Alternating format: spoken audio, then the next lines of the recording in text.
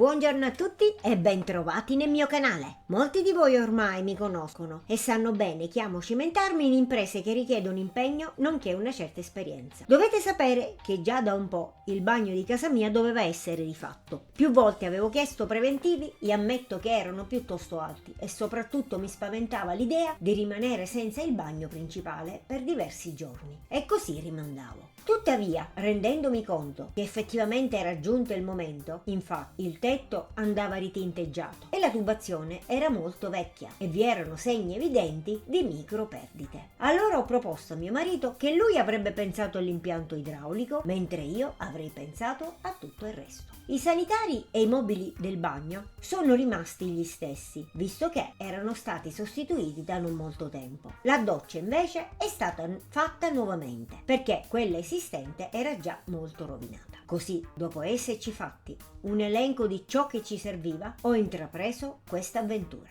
che è durata esattamente 3 settimane. Momenti di fatica ne ho incontrati diversi, ma la mia determinazione mi ha dato la carica per portare a termine la ristrutturazione totale del bagno.